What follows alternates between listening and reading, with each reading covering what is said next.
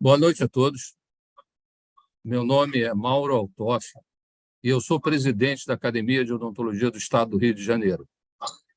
A ORG é um espaço para discussão e divulgação de assuntos científicos, sociais e políticos da odontologia do Estado do Rio de Janeiro.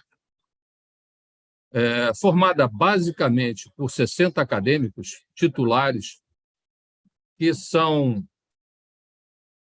ou foram professores universitários, a função básica de nossa academia é a proteção e divulgação de uma odontologia de qualidade. Baseado nessa premissa, contamos com nossa diretora de publicações, doutora Florence Sequito, responsável pela guarda e proteção científica de artigos, livros, cursos, palestras e certificados produzidos por nossos acadêmicos. Com a palavra, doutora Florence Sequito.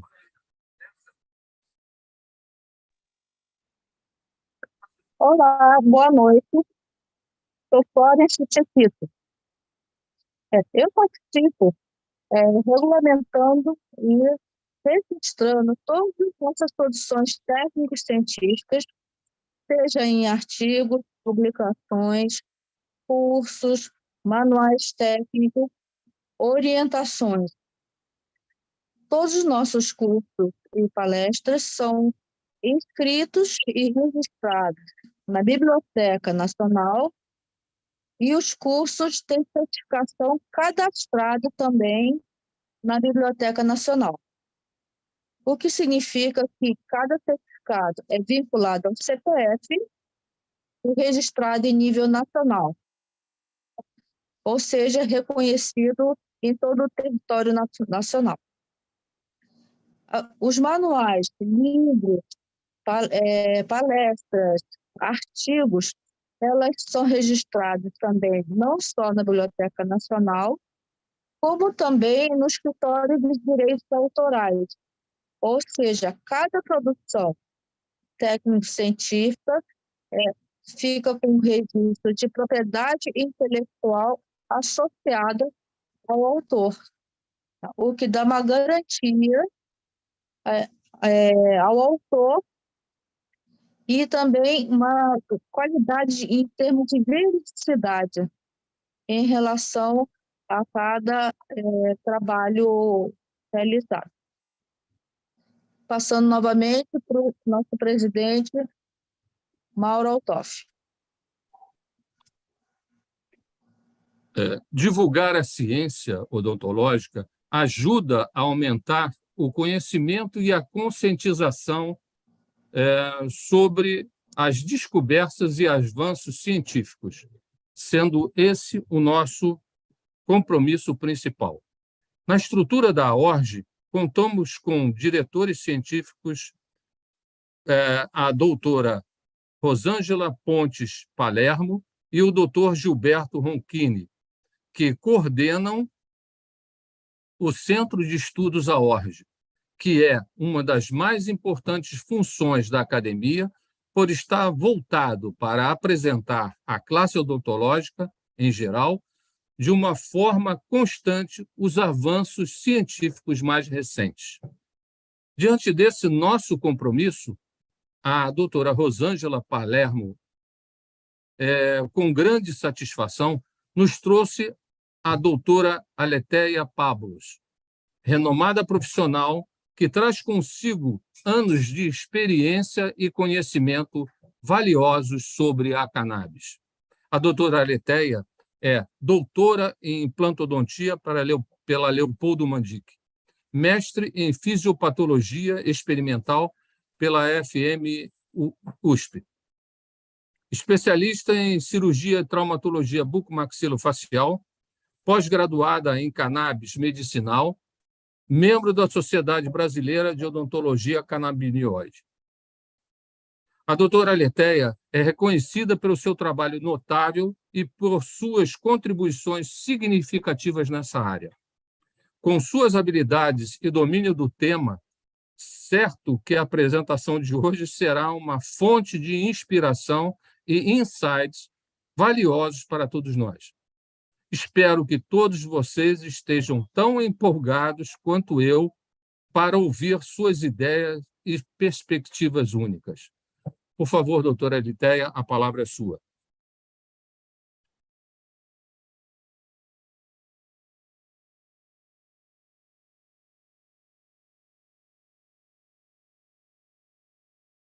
Opa!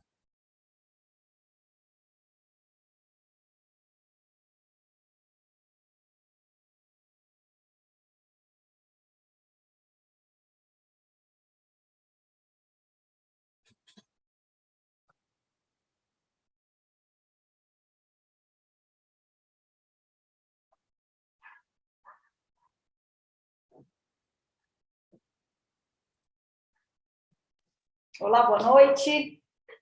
Sejam muito bem-vindos. É uma alegria muito grande estar aqui com vocês hoje. Foi um prazer muito grande, né, o convite feito pela doutora Rosângela Palermo, a me apresentar ao doutor Mauro, né, e à academia, e a oportunidade de poder falar com vocês a respeito da odontologia canabinoide, né, do uso das indicações dos canabinoides na odontologia.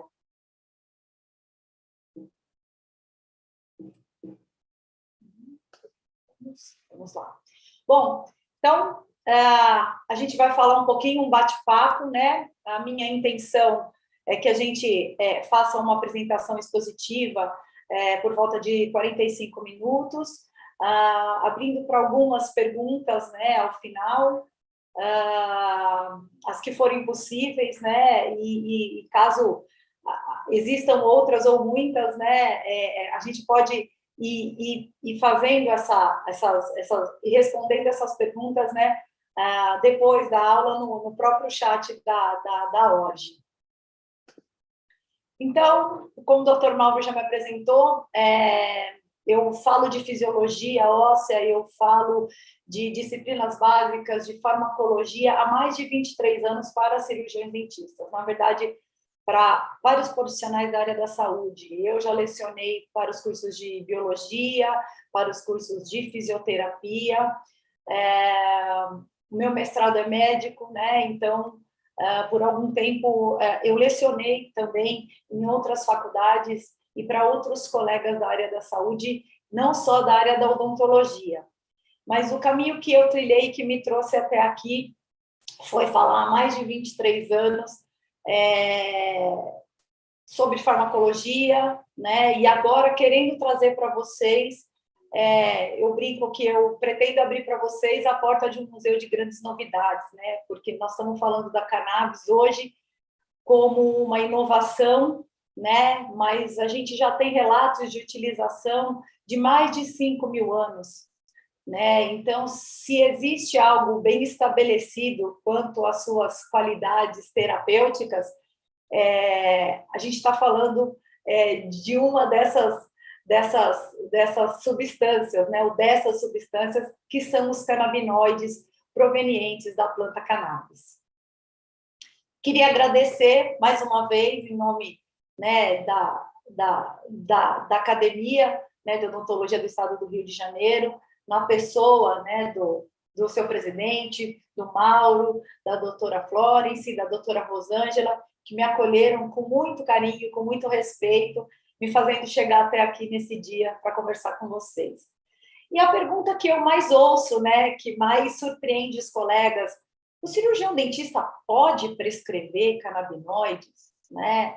É liberado a prescrição de canabinoides na odontologia? Isso é uma realidade, né? Sim, tá? A prescrição de canabinoides já é uma realidade, né, para os nossos colegas da medicina desde 2015, e alguns colegas da odontologia, como precursores dessa terapia, também já fazem essa prescrição desde 2016. Então, a história, né, da prescrição da cannabis no Brasil, ela é recente para nós, enquanto né, a possibilidade, né, o conhecimento de poder fazer essa prescrição e de como fazer. Um grande divisor de águas, né, aconteceu em março de 2022, o ano passado, quando a Anvisa, né, inseriu a odontologia como uma especialidade no seu site, podendo, fazendo com que os cirurgiões dentistas pudessem obter autorização para os seus pacientes para importação de medicações à base de cannabis. Então, foi a partir daí que muitos colegas, né, passaram a questionar ou a ter a curiosidade a respeito desta possibilidade, dessa alternativa terapêutica. E o meu objetivo aqui hoje, né, é falar para vocês a respeito de quais são as indicações, né, para o uso odontológico dos canabinoides. Uma grande preocupação dos conselhos federal e dos conselhos regionais de odontologia é que o profissional da odontologia faça a prescrição criteriosa dos canabinoides dentro de indicações específicas da nossa área. Tá? Por quê? Como muitos já devem ter ouvido, ou para aqueles que estão sendo apresentados ao tema agora, existe uma diversidade muito grande de aplicações dos canabinoides. Muitas delas já muito bem embasadas, né, mas que não condizem com a nossa área de atuação. Então, a grande preocupação que existe hoje por parte do Conselho é esse critério na indicação, né, na prescrição, que haja um conhecimento básico para a indicação desses canabinoides para a odontologia, né? Ao final da aula, o que eu espero, né, é que vocês tenham como perspectiva de utilização, né, os canabinoides nas suas diversas formulações com indicação específica na odontologia. Alguns conselhos regionais, como o de São Paulo, como o de Brasília, criaram grupos de estudo, grupos de trabalho, com o objetivo de delimitar, né, de fomentar artigos e indicações específicas que digam respeito, né, à nossa área específica de atuação na odontologia, para que a gente não invada, para que a gente não ultrapasse os limites, né, da nossa área de atuação. Eu gosto de começar falando, né, dos aspectos regulatórios, né, que regulam, né, que direcionam a prescrição de canabinoides na odontologia e na medicina de uma maneira geral. Tudo começou com a RDC 327, né, onde alguns fabricantes tiveram o direito, né, de fazer a importação e vender estes produtos na farmácia, né, ou através de dispensação. Porém, o maior volume, né, de canabinoides, né, de fitocannabinoides prescritos são obtidos pelos nossos pacientes via importação por excepcionalidade, né, que é regulamentada pela RDC 660, que foi revisada em março do ano passado, e a partir desta revisão, a partir do dia 2 de maio de 2022, os dentistas foram incluídos na lista de prescritores de cannabis pela Anvisa, né? Essa chancela da Anvisa para que os profissionais, para que nós, cirurgiões dentistas, pudéssemos prescrever os produtos à base de cannabis medicinais para importação, foi de extrema importância, né? Foi um reconhecimento de valor notório, tá? Então, a RDC 660 regulamenta a importação que é responsável por cerca de 90% a 95% do volume de medicações, de produtos à base de canabinoides que são prescritos e utilizados pelos nossos pacientes, né? Uma outra observação que eu acho muito interessante foi uma lei promulgada, né, em 27 de dezembro, bem no finalzinho do ano passado, regulamentando a telemedicina, né? E nós, cirurgiões dentistas, também fomos agraciados, né? Também fomos incorporados nas definições, nas determinações dessa lei. Com o advento, né, da pandemia, profissionais da saúde, médicos, dentistas, tiveram que buscar alternativas para tratar os seus pacientes à distância, muitas vezes para fazerem as suas prescrições. Porém, até dezembro, né, até dia 27 de dezembro, nós, cirurgiões dentistas, não poderíamos exclusivamente fazer consultas online.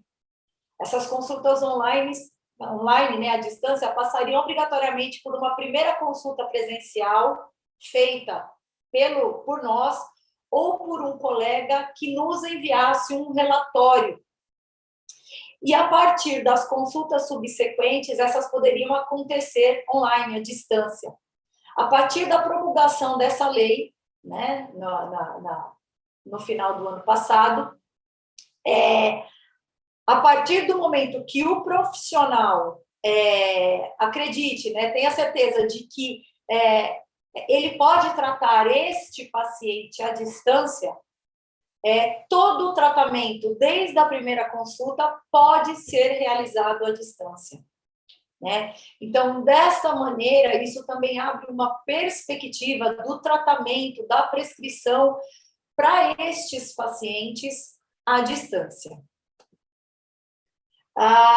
O número de prescrições, né, de cannabis subiu, aumentou de maneira extraordinária, né, nesses últimos anos, sendo que no último ano, né, cerca de praticamente 80 mil autorizações foram concedidas pela Anvisa para importação de medicamentos à base de cannabis. E nós, profissionais dentistas, fazemos parte, né, desse grupo, né? Então, nós, cirurgiões dentistas, correspondemos a algo em torno de 4% a 4,5% do total de prescrições. Isso ganha uma importância gigantesca, né? Pouquíssimos profissionais hoje têm o diferencial de conhecer, né, a odontologia canabinoide, a medicina canabinoide, endocannabinoide, né, e a possibilidade de tratamento dos seus pacientes. Uma alternativa terapêutica que vai agregar demais na prática clínica, né, dos cirurgiões dentistas de uma maneira geral, principalmente daqueles colegas que lidam com pacientes portadores, né, de dores crônicas.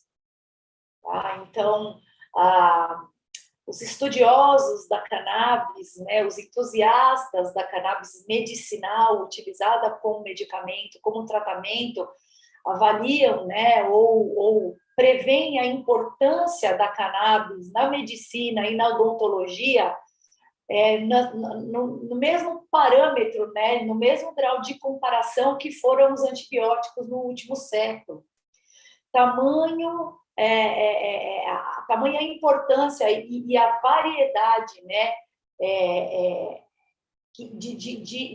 de alterações que podem, que poderão vir a ser tratadas com medicamentos à base de cannabis.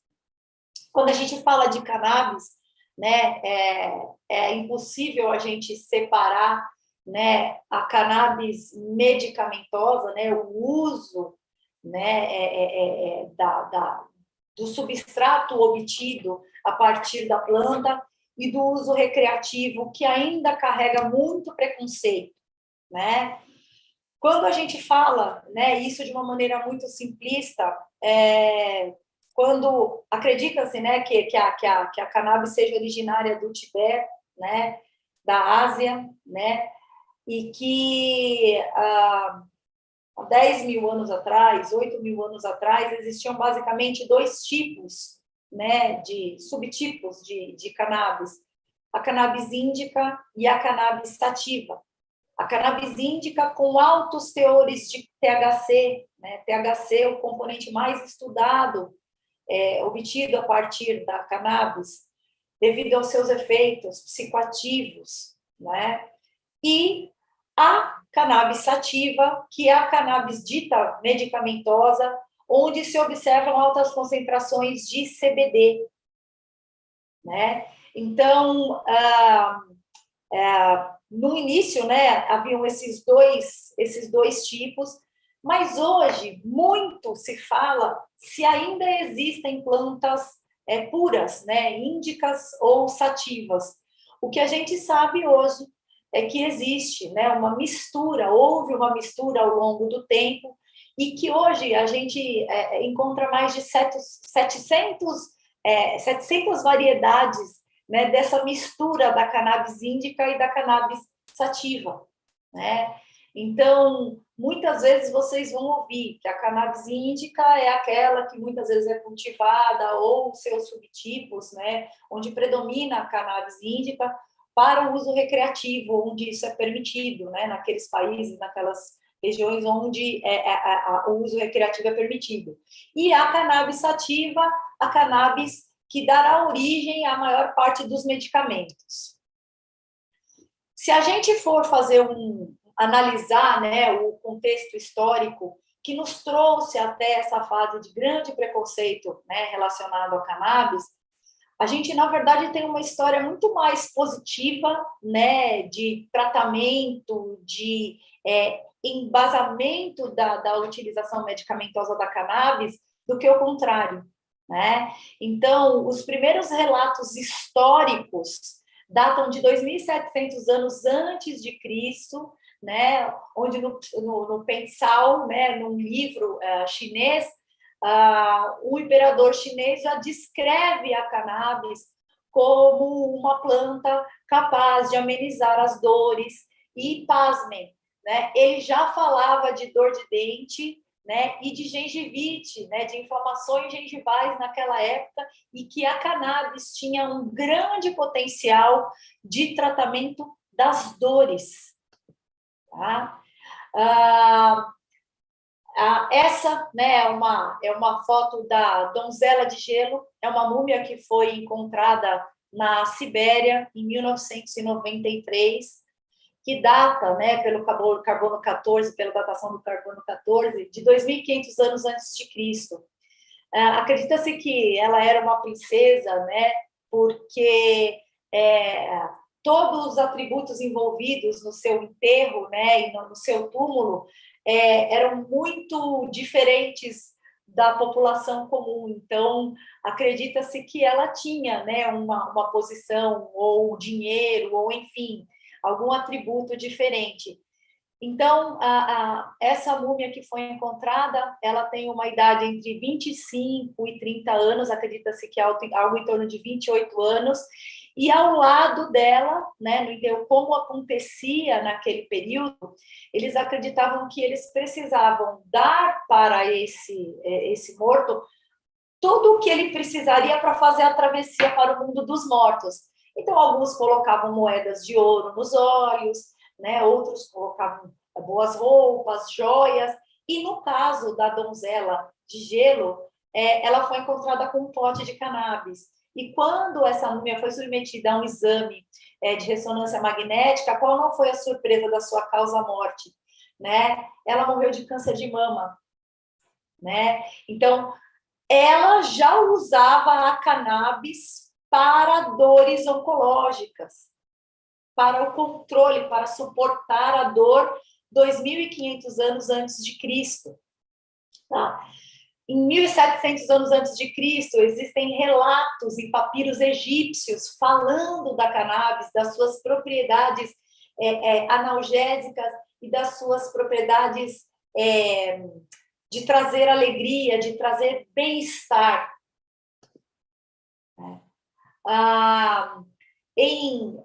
1200, né, antes de Cristo, existem várias representações da deusa Sexá. Vocês já devem ter ouvido falar. Ela é a deusa da arquitetura, a deusa do estudo, a deusa do intelecto, a deusa da leitura. E ela é sempre representada com uma flor de 5 pontas, normalmente, né? E que acredita-se ser a cannabis que já era utilizada nesse período para a expansão do pensamento. Tá? No livro sagrado de Atharva Veda, um livro hindu, né, a cannabis ela é considerada uma das 5 plantas sagradas que trazia alegria, bem-estar, felicidade. Né? Então, já existem relatos, e dentre as plantas sagradas, ela está entre as 5 plantas sagradas que são descritos nesse livro sagrado hindu. Aqui eu trago para vocês a utilização da fibra de cânhamo, né? De um tipo, né? De um subtipo de cannabis, onde se utiliza, né, as suas raízes, o seu talo, principalmente para a produção de tecidos, para a produção de plástico, para a produção de papel, e devido à sua leveza e resistência, foi utilizada para a confecção de escudos que eram utilizados pelos guerreiros na Idade Média. Né?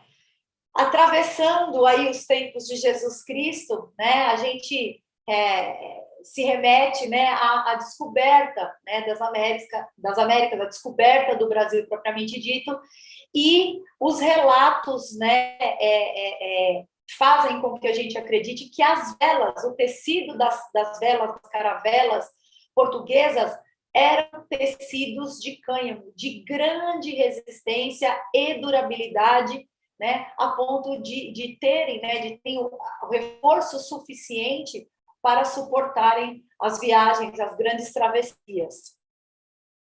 Tá? Já no século XVII, né, existem relatos da utilização do cânhamo para a confecção de roupas, que eram muitas vezes utilizadas pelos guerreiros nas batalhas. E aí, né, a gente vem chegando mais perto dos nossos tempos e a gente descobre que a primeira Constituição americana, publicada em 1787, foi escrita num papel feito de fibra de cânhamo. Então, isso que está guardado no museu, né, nos museus, a primeira Constituição americana foi escrita num papel de cânhamo. Este professor, esse médico irlandês, foi o primeiro a fazer publicação e defender uma tese de doutorado com um trabalho experimental em animais e em humanos para o tratamento de dores e para o tratamento já de alterações psicológicas com, né, os derivados, os substratos obtidos a partir da cannabis medicinal, né, da planta cannabis. Em 1850, né, a cannabis foi incluída na farmacopeia americana, né, que ditava o que era remédio e o que deveria ou não ser considerado como medicamento a ser prescrito. Tá? Em 1889, existe a primeira publicação na famosíssima revista The Lancet, relacionando o uso da cannabis de maneira medicinal para o controle de convulsões. Então, o que motivou, né, o que acabou despertando essa retomada na prescrição, na utilização e na indicação da cannabis no mundo, e fundamentalmente, basicamente no Brasil, foram mães que se uniram para conseguir comprar, importar, trazer, produzir aqui no Brasil o óleo, o extrato obtido a partir da planta cannabis, para o tratamento dos seus filhos com epilepsias refratárias, tá? Então, a gente está falando de 2015, sendo que a gente já tinha esse conhecimento em 1889. Quanto já não poderia ter sido feito?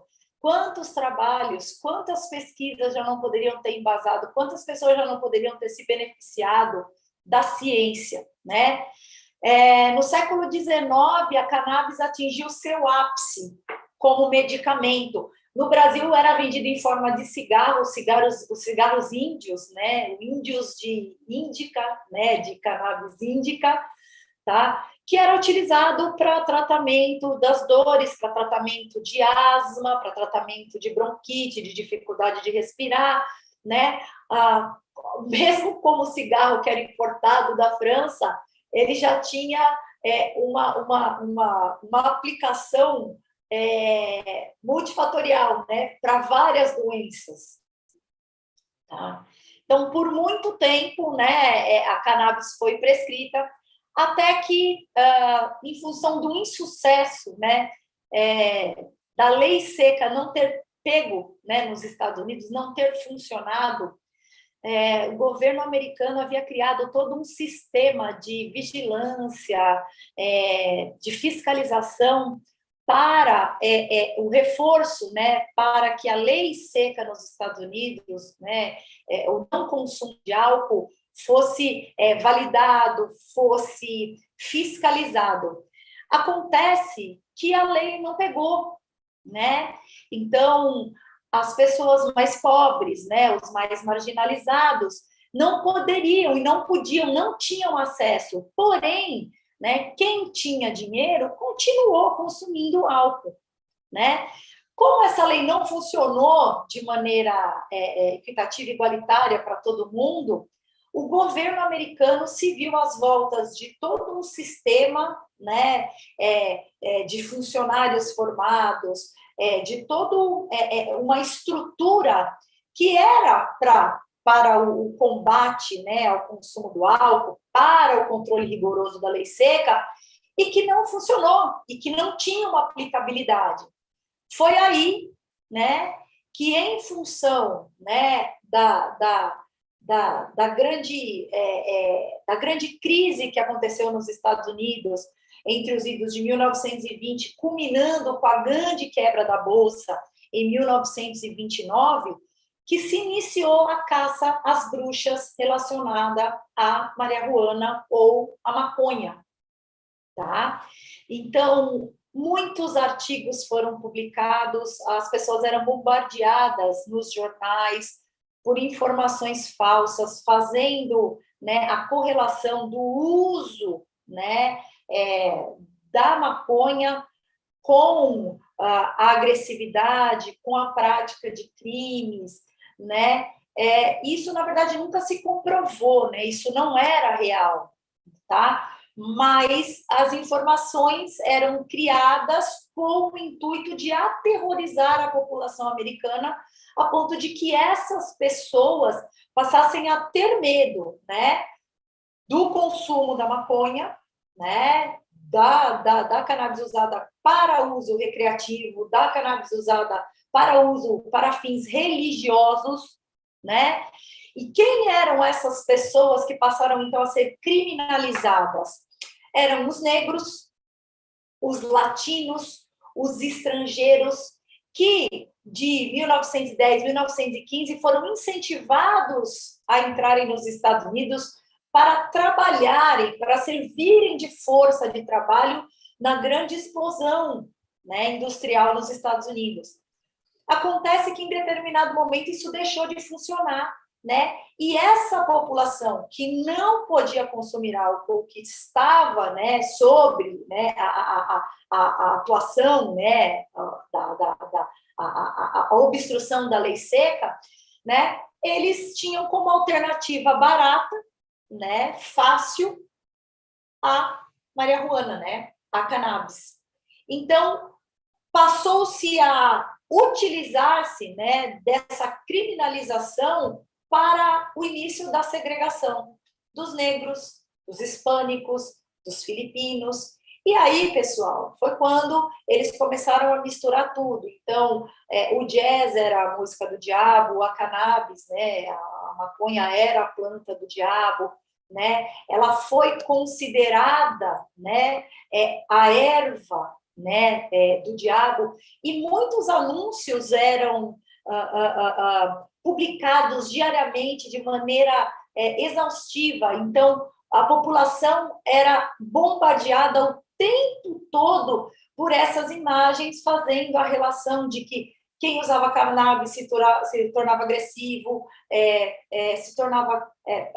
praticava crimes, que as pessoas que usavam, né, a maconha eram induzidos a fazer, né, atos que eles não fariam em condições normais, né? E foi uma campanha muito ostensiva, e a população realmente ficou muito assustada em relação a cannabis, né? O Henry Ford, sempre à frente do seu tempo, né, na tentativa de tentar tirar da cannabis muito mais do que que acreditava-se que ela tinha para oferecer, já em 1937 criou um carro onde tudo que era plástico no carro e o combustível era obtido a partir da maconha, tá? E esse foi o grande motivo, né, que fez com que esta proibição se tornasse ainda mais ostensiva, atingindo níveis políticos e comerciais que não se imaginava aquele tempo, né? Então, em 1938, houve a proibição nos Estados Unidos do plantio, houve a proibição do cultivo, da extração, da obtenção de medicamentos,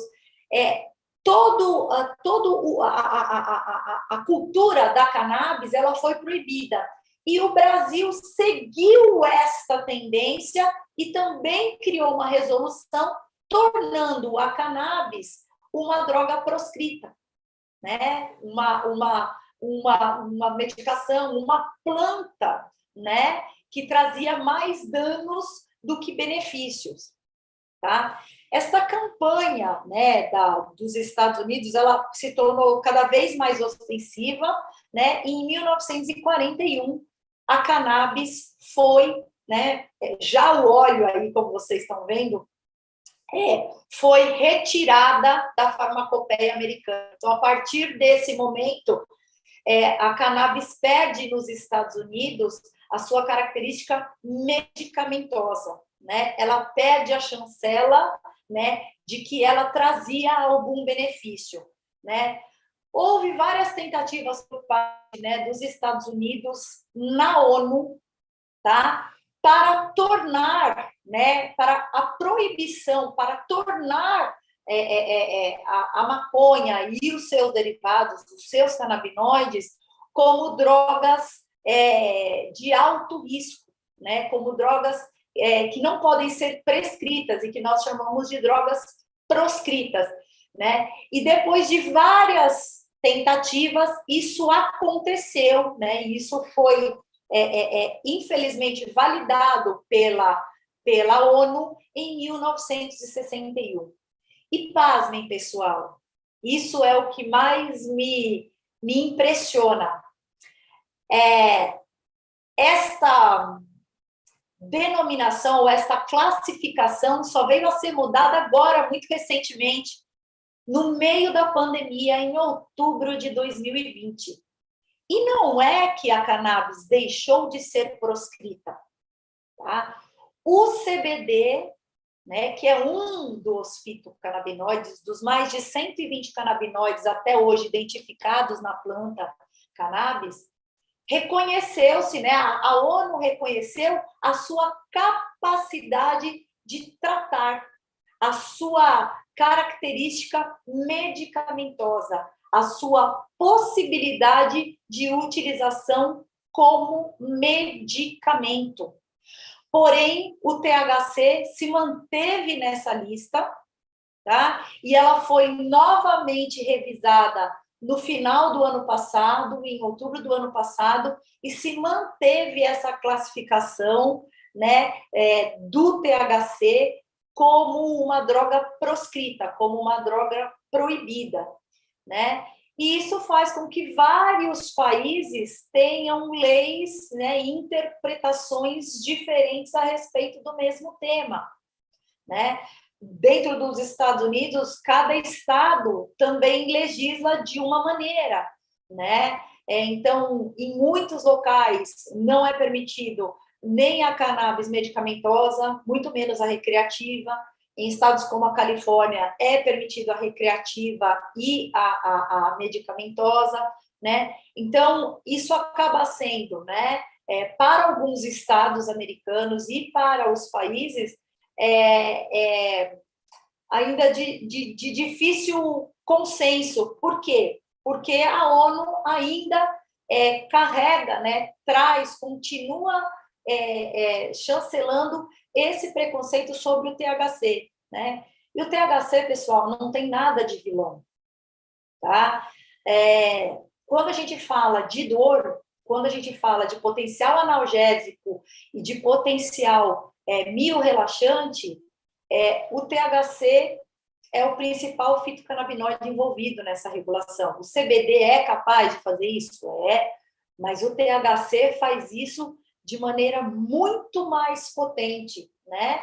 Então, o que a gente viu, por exemplo, né, nas Olimpíadas, o uso do CBD foi permitido para os atletas, né? Para redução da ansiedade, para melhora do sono, né? Principalmente para o relaxamento muscular e o efeito analgésico entre as partidas, entre as competições, né? Então, eu acredito, né, que com o passar do tempo e com o advento de outras pesquisas, de outros trabalhos, né, a gente vai conseguir provar, né, que a cannabis, né, e o THC tem muito mais benefícios a nos trazer do que qualquer efeito prejudicial. Então, o que é muito importante que fique claro é que a proibição do uso da cannabis no mundo nunca foi científica. Nunca existiu artigo científico que comprovasse. Só para vocês terem uma ideia, não existe relato de morte por uso de cannabis, seja ela no uso recreativo fumada, e principalmente, muito menos ainda, na cannabis medicamentosa, utilizada como medicamento.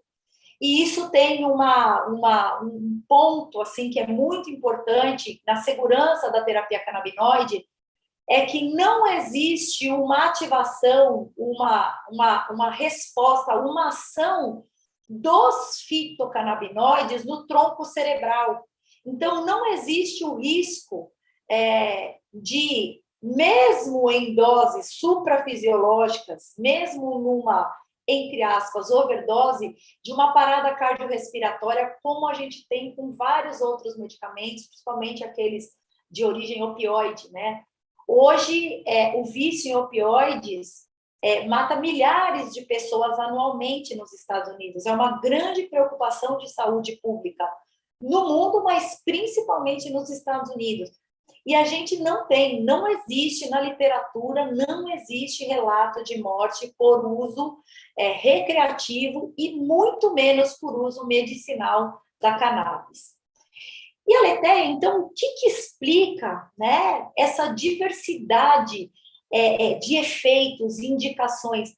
Porque quando a gente começa a ler, quando a gente começa a ouvir a falar a respeito de cannabis, poxa, a sensação que a gente tem é de que ela serve para quase tudo. Pessoal, isso tem um fundamento biológico, isso tem um fundamento fisiológico extremamente importante, meus queridos. Existe todo um sistema endógeno de receptores e de enzimas que estão relacionadas à ação desses canabinoides. Então, o que a gente precisa entender é que nós temos receptores e nós produzimos de maneira endógena nossos próprios canabinoides endógenos. Então, é o seguinte, pessoal, a gente produz maconha dentro, né, do nosso corpo. E esse sistema é um sistema diretamente relacionado à homeostase. Ele está diretamente relacionado ao controle de outros neurotransmissores, como o GABA, como a noradrenalina, a serotonina, o controle de ansiedade, de sono, de apetite. Toda essa modulação passa pelos canabinoides endógenos, pelo sistema endocannabinoide, que só foi descoberto nos anos 90, em 1990. Então, muitos de nós, praticamente a totalidade de nós, nunca sequer ouviu falar. Então, o sistema endocannabinoide, pessoal, é como o nosso sistema endócrino, é como o nosso sistema cardíaco, é como o nosso sistema vascular. Ele existe e ele determina, ele controla outros sistemas. Quando a gente fala de cannabis, a gente tem a ideia, né, e basicamente a gente pensa em THC e CBD. Mas quando a gente obtém os extratos a partir da planta, mais de 700 substâncias já foram identificadas e isoladas. Então, além dos fitocannabinoides, que são mais de 120, a gente tem os terpenos, que são responsáveis pelos cheiros, né? Na verdade, pelos gostos, né? Então, o gosto do limão, né? E os flavonoides, que são potentes antioxidantes. Canabinoides, terpenos ou terpenoides e flavonoides se encontram todos condensados na planta cannabis. E eles vão ter uma ação somada, que na terapia canabinoide, pessoal, recebe o nome de efeito entourage, ou efeito comitiva, onde a união desses vários compostos cria um resultado com menos efeitos adversos e com muito melhor qualidade de resposta e tratamento. Quando a gente fala de canabinoides, a gente pode dividir didaticamente em 3 grandes grupos. Os fitocannabinoides, que são aqueles obtidos, encontrados na planta. Os endocannabinoides, que são aqueles produzidos pelo nosso corpo, né, que são produzidos e que vão ter ação em receptores no sistema nervoso central e em diversos órgãos e tecidos, principalmente no sistema imunológico, e aqueles medicamentosos que são sintéticos, que são produzidos pela empresa com o intuito de servirem como medicamentos. Quando a gente fala de CBD e THC, que são os dois fitocannabinoides ditos de primeira geração ou principais, são os que são encontrados em maiores concentrações na planta, né? O efeito mais significativo do CBD é o seu efeito anticonvulsivante. Foi este efeito que trouxe a luz para a utilização dos canabinoides, né, na medicina, tá? E nós, por tabela, né, fomos agraciados. E quando a gente fala do THC, pessoal, é uma molécula de alto potencial analgésico e grande capacidade de induzir relaxamento muscular, tá? Então, além dos seus efeitos, né, psicogênicos, né, que muitas vezes assustam alguns pacientes, a gente tem muito mais benefícios a colher desses canabinoides do que efeitos adversos. Os terpenos, né, foram identificados até agora, né, mais de 400 terpenos diferentes. Então, a gente fala do limoneno, né, que é aquele sabor, né, e o cheirinho do limão, tá? Entre outros, e os flavonoides, de grande potencial antioxidante, né? Qual o papel dos antioxidantes? Proteger a célula, proteger o cromossomo da célula, né? Para que na divisão celular, na geração de novas células filhas, este DNA, essas fitas de DNA não sofram mutação e possam desenvolver células tumorais, células atípicas, né? Então, quando a gente fala de potencial antioxidante, a gente não está querendo dizer só de anti-envelhecimento, a gente fala também de um efeito antitumoral significativo. E o efeito entourage, né? Quando se usa os óleos totais, né, com todos os fitocannabinoides, os terpenos e os flavonoides, os efeitos dessas substâncias encontradas na cannabis, elas são somadas, tá? Elas tendem a potencializar o efeito quando a medicação utilizada contém todos esses componentes. Quando a gente fala de tipos de produtos que são disponibilizados, a gente fala basicamente de 3 classificações, né? 3 subdivisões. São aqueles produtos isolados que podem ter só CBD, que podem ter só THC, que podem ter só THCV, né, que é um fitocannabinoide de segunda geração ou de importância secundária. A gente tem aquelas medicações ou produtos que são chamadas de broad spectrum. E qual é o seu diferencial? Ele possui CBD, ele possui todos os terpenos, ele possui todos os flavonoides, porém, ele não possui o THC, né? Então, essa medicação é indicada para aqueles pacientes que devem evitar e que deve se evitar ser exposto ao THC. Aletheia, quais são essas contraindicações absolutas, né? A gente fala de contraindicação absoluta de prescrição e uso de canabinoides para pacientes com histórico familiar ou pessoal de alterações psicológicas, principalmente da esquizofrenia, então, que já tenha tido uma crise ou que tenha parentes próximos que tenham desenvolvido, porque acredita-se que o THC, mesmo em baixas dosagens, possa deflagrar um episódio, iniciar, né, a doença nesse indivíduo que já é predisposto, que já é geneticamente predisposto, para pacientes gestantes e na adolescência, tá? Então, deve-se evitar de sobremaneira a prescrição, né, e a utilização do THC, principalmente nesses grupos, tá? E os óleos, né, ou medicações full spectrum, são aqueles óleos completos, né, que contêm CBD, THC, demais fitocannabinoides, terpenos e flavonoides. Então, Aletheia, quais são as indicações na odontologia, né? A gente aplica, a gente usa e a gente obtém resultados de grande sucesso para a modulação das dores, principalmente nas dores crônicas. Existem muitos trabalhos validando a utilização dos canabinoides nas dores crônicas para efeito miorrelaxante, para a modulação de ansiedade e regulação do ritmo, né, do ciclo circadiano.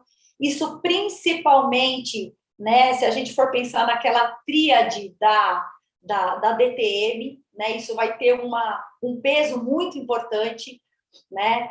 O uso tópico para controle de placa bacteriana e uma perspectiva futura do desenvolvimento de materiais para endodontia, para dentística, já que se sabe, né, que existe uma capacidade, um potencial estimulatório para as células mesenquimais, para as células de dentina, para as células da polpa e principalmente para as células ósseas, tá? Então, já existem muitos trabalhos que validam essas indicações, né? E que a gente espera que produtos sejam desenvolvidos com o intuito de serem aplicados tanto na medicina quanto na odontologia.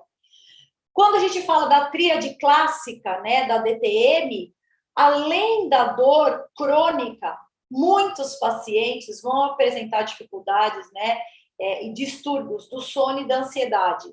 Os canabinoides vão ter ação central e periférica, tá? Para a modulação desta dor, tanto nas terminações locais quanto no sistema nervoso central, tá?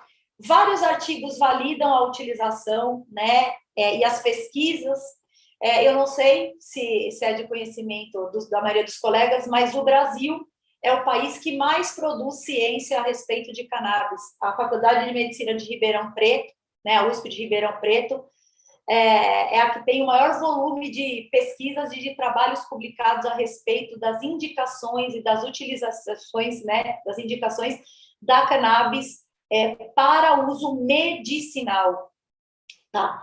Então, em outros países, nós encontramos enxaguatórios bucais, cremes dentais. Agora, no Brasil, no CIOSP, foi lançado, né, uma pasta, um creme dental e um enxaguatório à base de canabinoides, que poderão ser prescritos para os nossos pacientes para tratamento local, principalmente daqueles pacientes que apresentam lesões inflamatórias crônicas, né, para a síndrome da ardência bucal, uma dor crônica nosplástica de difícil tratamento, de tratamento muito complexo, tá? E eu gosto de trazer, e vou trazer para vocês alguns artigos, né? Então, nesse artigo, eles falam, né, do controle de patógenos periodontais, da inibição da proliferação, da ativação de fibroblastos gengivais, na indução de reparo de células mesenquimais e de fibroblastos.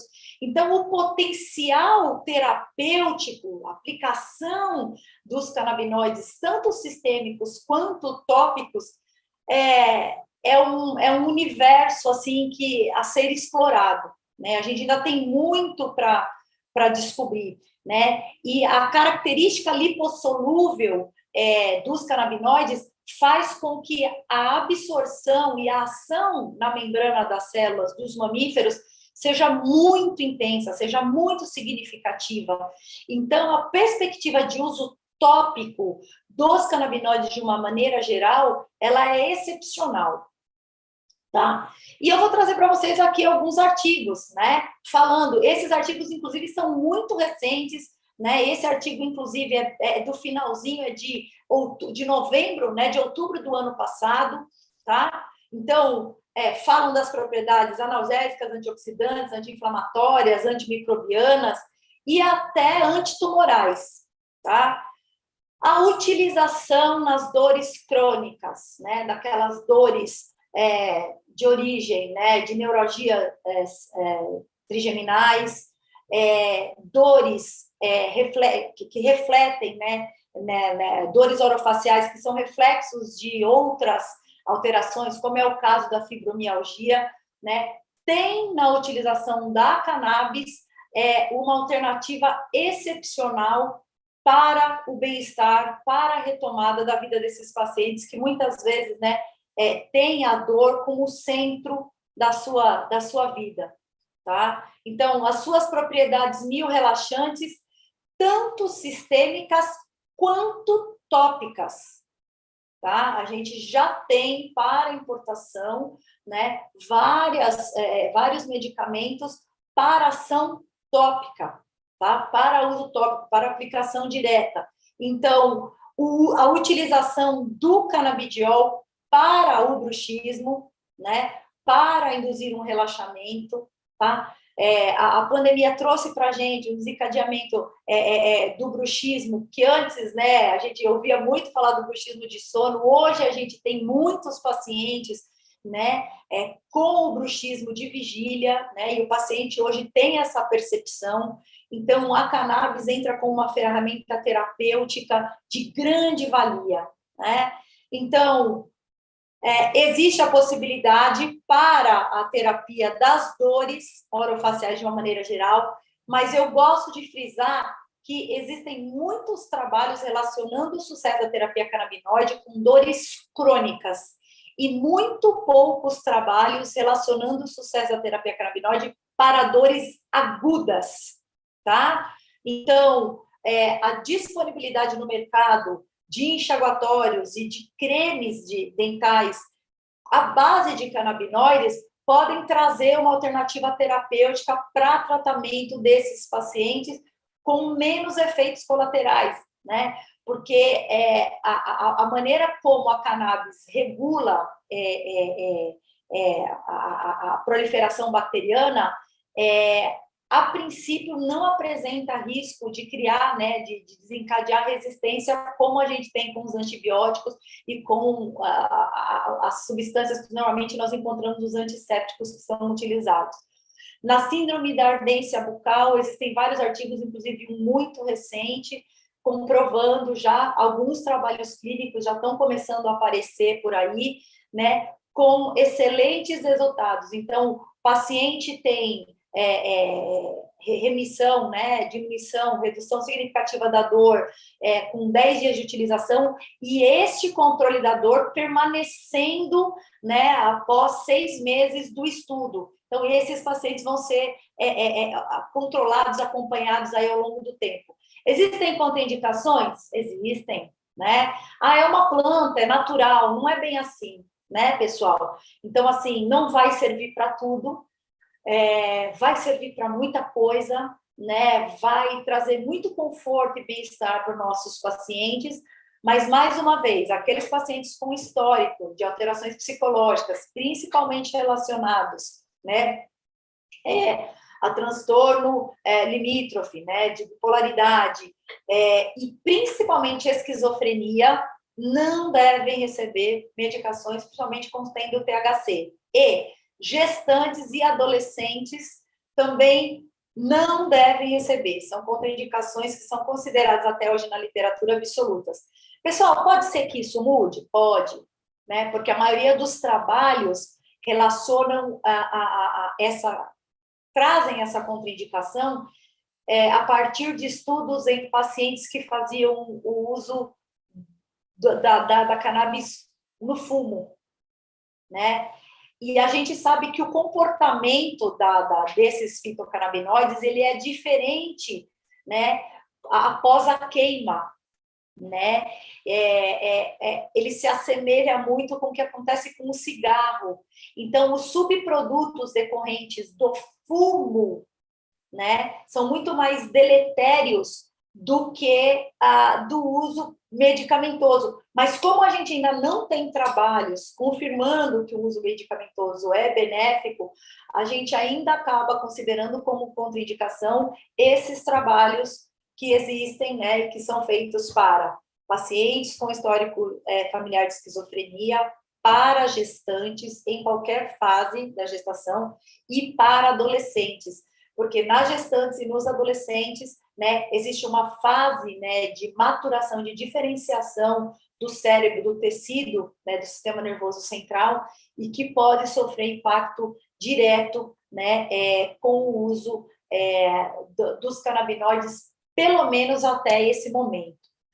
E aí, nós podemos prescrever? Podemos. Como os nossos pacientes vão poder obter essa medicação? A grande maioria dos casos, né, a gente vai obter os nossos pacientes vão obter essa medicação através da importação, né, através de um receituário comum, porém, esse paciente vai ter que entrar no site do gov.br e obter a sua autorização na Anvisa. Até 2 anos atrás, isso chegava a levar meses, né? Há 1 ano atrás, levava 40 dias. Agora, ela é praticamente automática, né? Então, você preenche todo o formulário com os dados do paciente, com o endereço, comprovante de endereço, comprovante de identidade, com foto, né? Todos os dados do médico ou dentista prescritor, no nosso caso, né? E esta medicação chega diretamente na casa do paciente. Nós não temos relação nenhuma com isso, tá? Então, as empresas costumam fornecer um suporte muito grande para os nossos pacientes, né, para o preenchimento e para a obtenção dessa autorização e para a compra, tá? Nós, da odontologia, nós não estamos acostumados a ser bem tratados pela indústria farmacêutica, né, e pela indústria de uma maneira geral. E essa é uma nova realidade quando a gente fala de cannabis. Existe toda uma rede de acolhimento por parte dos pacientes, né, para que eles consigam obter de maneira mais simples e mais rápida possível essa medicação para o seu tratamento. Hoje já existe a possibilidade da dispensação, então, as empresas, né, que têm disponível em estoque no Brasil essas medicações. Existe um sistema, né? Essa receita é coletada, uma vez que ela é verificada, a medicação é entregue para os pacientes. Isso pode levar, dependendo da localização, de 24 horas até uma semana. Tá? A importação hoje está levando, em média, 10 dias úteis. Tá? Já chegou a levar meses, agora é muito rápido, esse sistema é todo muito eficiente. Existem mais de 20 produtos registrados e que podem ser adquiridos na farmácia. Tá? Inclusive, no final do ano, houve, né, a permissão por parte da Anvisa para que fosse produzida a primeira medicação à base de cannabis, né, de canabinoides, num laboratório por uma empresa brasileira. Tá? Então, estes produtos podem ser adquiridos diretamente na farmácia. Para a dispensação e para a aquisição nas farmácias, é necessário que o cirurgião dentista tenha o receituário azul ou amarelo, tá? Dentista pode ter receituário azul, pode ter receituário amarelo? Pode, tá? Nós podemos, tá? É só o profissional se dirigir à vigilância sanitária do município onde ele exerce e requerer a numeração e o registro para poder confeccionar os seus blocos e assim poder prescrever, tá? É um direito, né, do nosso registro, do nosso conselho, que a gente possa prescrever, tá? Essa é uma outra pergunta muito comum que eu ouço, mas dentista pode? Dentista pode sim, tá? Existem as associações, que são aquelas organizações não governamentais, muitas vezes encabeçadas, né, por familiares, por pais de crianças ou de pacientes, familiares de pacientes que precisam de altas doses para o controle de doenças neurológicas refratárias a outros tratamentos, né? Normalmente, né, pacientes que não têm condições de adquirir, né, porque para muitos ainda os valores são proibitivos, né, tem nas associações um grande suporte para a prescrição e para a obtenção desses medicamentos. Cada associação, né, faz isso de uma maneira, então alguns vão precisar de uma solicitação, de um termo de consentimento livre esclarecido, enfim, né, de uma prescrição ou de um relatório para poder fornecer isso para o paciente, tá? E, né, o que tem acontecido com muita frequência, uma frequência maior do que se gostaria, é quando esse paciente precisa entrar com uma ação para ter o direito de plantar, né, ou para ter o direito de obter, através dos convênios ou das secretarias de saúde, né, dos governos estaduais, a obtenção desse medicamento para o seu tratamento.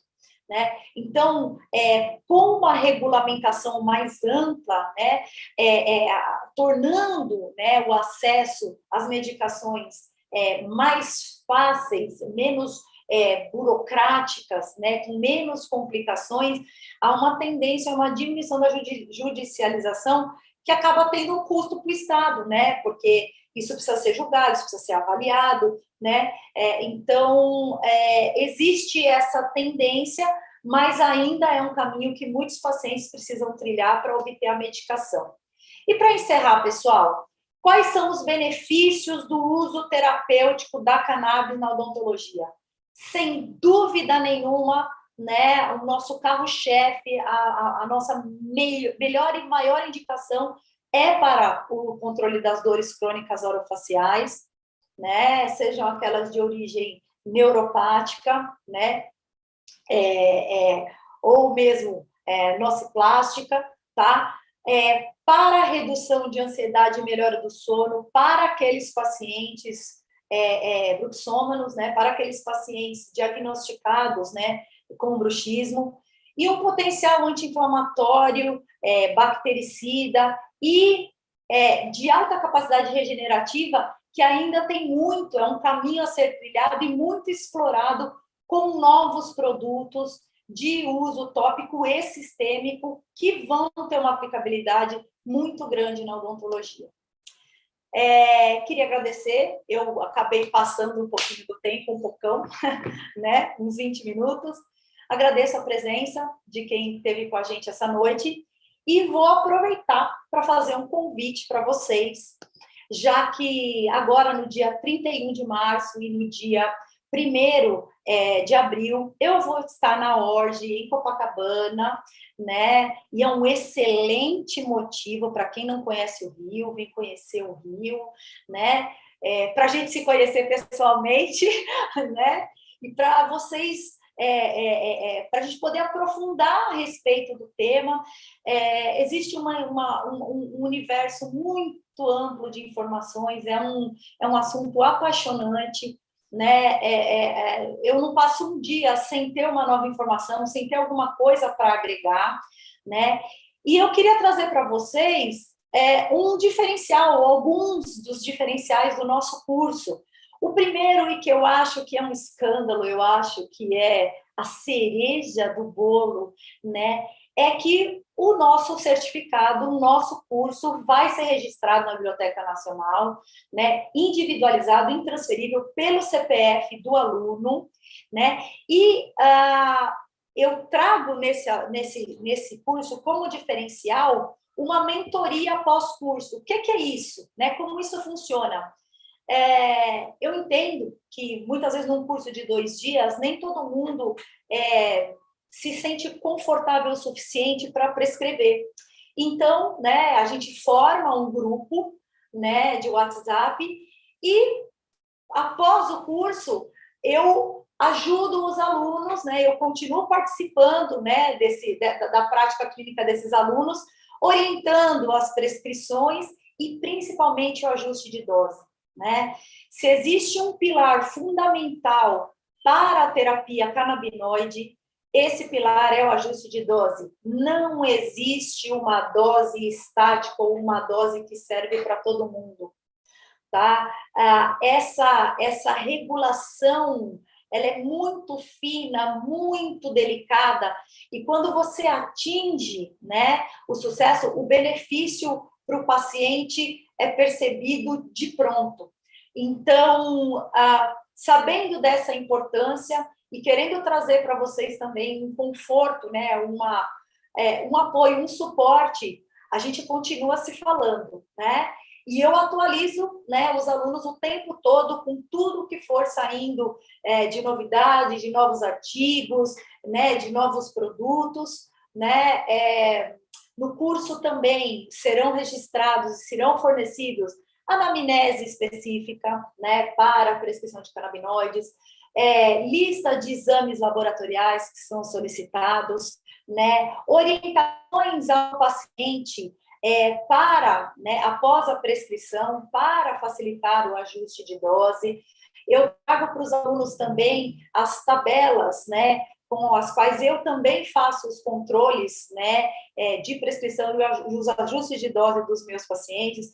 Então, tudo isso é compartilhado no curso, né? E eu acho que isso acaba sendo um grande diferencial, porque muitas vezes a gente faz o curso e a hora que termina, a gente não sabe o que fazer com aquele tanto de informação, com aquele mundo novo que se apresenta para a gente, tá? Gostaria de encerrar reforçando o nosso convite para vocês, meu e de todos os componentes da diretoria da Orge, para a gente se encontrar dia 31 e dia 1º, agora no final do mês, lá na Orge, na sede da Orge. Muito obrigada. Bom, antes de mais nada, queria agradecer essa belíssima palestra, né? E nós temos, como falei no início, uma seleção, uma qualidade muito grande e um controle muito grande no tipo de informação prestada e no tipo de confirmação dessa apresentação. Então, só quero reforçar que todos os cursos da ORG, eles são registrados na Biblioteca Nacional. Então, isso fica no CPF, no CPF do aluno, em caso de comprovação, né? Então, isso nos dá uma certificação e uma credibilidade na qualidade do curso que vai ser apresentado. As inscrições são feitas pelo nosso site, tá? aorg.com.br, né? Existe um formulário de inscrição, e os valores eu acho que nós temos aí, né? Não coloquei. Aí só entrando Não no colocou. site. Tá. Então, mas está no site, tá bem explicado lá, tá? E eu gostaria que vocês nos acompanhassem, né, nas nossas redes sociais. Nós temos a AORG no Facebook, Centro de Estudos AORG, e no Instagram, né? E no YouTube também, né? Nós estamos sempre atualizando essas redes sociais e procurando, ao máximo, distribuir informações científicas e sociais também, e até da própria classe. Tá? Agradeço mais uma vez, doutora Letéia, muito obrigado, e contamos com a presença de vocês com esse curso, porque o meu nome já está lá como inscrito número 1. Que Né? bom. Essa situação ela nos ativa uma certa curiosidade por essa, ainda mais eu, que já tenho muitos anos de estrada, de, às vezes, uma certa frustração de não conseguir fechar determinados casos, né? Eu acho que tudo que vem de novidades é interessante, e tudo que tem de solução nós temos que correr atrás, né? Agradeço muito a todos e tenham uma boa noite. Boa noite.